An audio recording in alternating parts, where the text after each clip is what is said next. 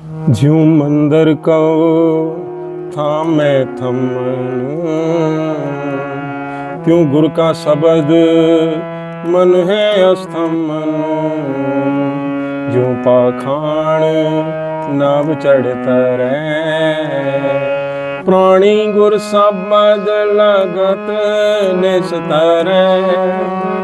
ज्यों अंधकार दीपक परगास, गुरु दर्शन देख मन होए विगास।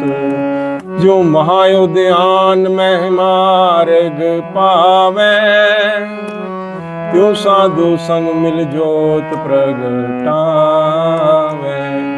तिन संतन की बाछो धूर, नानक की हरे लोचा पूर। जो मंदिर का थामे थमन, त्यों गुरु का शब्द मनै अस्थमन। जो पाखाण नाव चढ़ तरै, प्राणी गुर चरण लगत निस्तरै। जो अंधकार दीपक परगास, गुरु दर्शन देख मन होए विगास। जो महाउद्यान में मार्ग पावे, त्यों साधु संग मिल जोत प्रगटावे। तिन संतन की बाछो धूर, नानक की हरि लोचा पूर। तिन संतन की बाछो धूर, नानक की हरि लोचा पूर। वाहिगुरु जी का खालसा, वाहिगुरु जी की फतेह। गुरबाणी कीर्तन कथा की श्रृंखला में आपका स्वागत है। हरि जस गायन करते हुए, हरि नाम गुण गायन करते हुए गुरु जी उपदेश करते हैं। ज्यों मंदिर को थामे थमन, त्यों गुरु का शब्द मने अस्थमन। कोई इमारत होती है ना, कोई मंदिर होता है, तो उसके ऊपर हम थम लगा देते हैं, जिसको हम पिलर कहते हैं ना। वो कैसे उसकी इमारत को संभाल के रखते हैं, तो गुरु का शब्द जो होता है ना, उसी थम्मन की तरह होता है। क्योंकि गुरु का शब्द हमें एक ओंकार के साथ जोड़ता है, और एक ओंकार शक्ति का पुंज है। द्वैत में शक्ति नहीं होती, द्वैत में तो शक्ति विहीन हो जाती है सारी। गुरु का शब्द हमें एक ओंकार के साथ जोड़ता है, और वो शक्ति का पुंज होता है। वो हमारे मन को इस तरह से थाम के रखता है, जैसे जो थमले होते हैं ना, वो किसी भी इमारत को, मंदिर को एकदम संभाल के रखते हैं।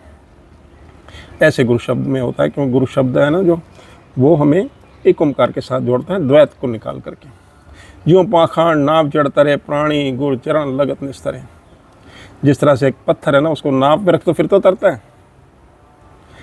हमारा मन असल में पत्थर की तरह क्यों होता है? इसमें इतनी द्वैत भरी होती है, अहंकार ही इतना भारी होता है। अहंकार भी द्वैत है ना, और ना जाने कितने तरह की द्वैत भाव होते हैं अंदर। लोभ होते हैं, ईर्ष्या होती है, किसी को अच्छा कहना, किसी को बुरा कहना, एक करके परमात्मा तो देखना नहीं।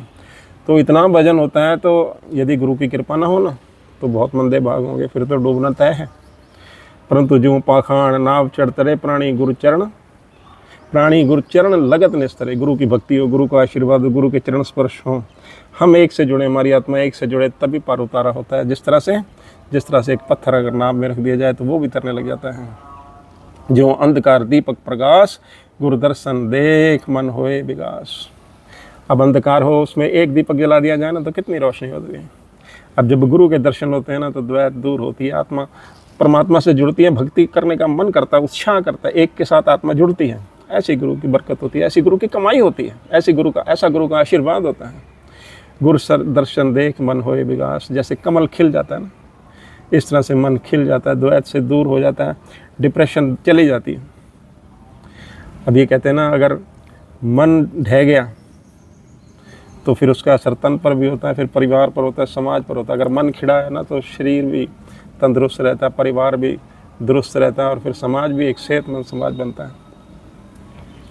बाबा जी हुक्म करते हैं, ज्यों अंधकार दीपक प्रकाश, गुरु दर्शन देख मन होए विगास। गुरु का दर्शन करते ही सारी द्वैत दूर होती है, एक ओंकार के साथ हमारी आत्मा जुड़ती है, और मन में प्रकाश ही प्रकाश हो जाता है, अंधकार सारा दूर हो जाता है। जो महाउद्यान में मार्ग पावे ते साधु संग मिल जोत प्रगटावे। अभी भी ऐसे जंगल हैं, कहते हैं ना साउथ अमेरिका में अमेज़न का जंगल ऐसा है भाई, अगर भटक गए ना तो फिर रास्ते नहीं मिलते वहाँ पर। तो पर गुरु की बख्शिश हो जाए ना, त्यों साधु संग मिल जोत प्रगटावे।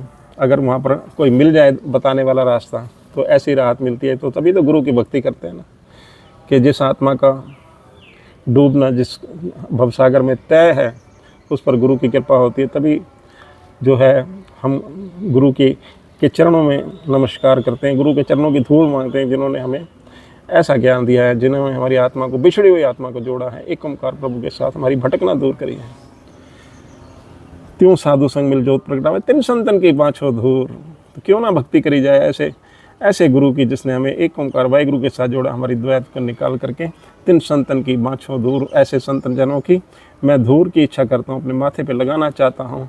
नानक की हर लोचा पूर ए परमात्मा, गुरु नानक की अरदास है कि मेरी ये इच्छा जरूर पूरी कर, मुझे ऐसे संतों के दर्शन हो जो एक ओंकार वाहिगुरु के साथ जोड़े, मेरा सारा द्वैत का अंधकार दूर कर दें। तिन संतन की बाँछों धूर, नानक की हर लोचापुर, मेरी इच्छा है मुझे ऐसे संतों की धूरी प्राप्त हो जो मैं माथे पर लगा सकूं, और ये मेरी इच्छा है परमेश्वर, गुरु नानक देव जी कहते हैं, जरूर पूरी करो। ऐसा गुरु जी उपदेश करते हैं। सो इसी के साथ दास को आगे बख्शें, हुई गलतियों के दास क्षमा का प्रार्थी हैं। अरदास करें कि ये कीर्तन कथा की श्रृंखला आगे भी इसी तरह से चलती रहे। वाहिगुरु जी का खालसा, वाहिगुरु जी की फतेह।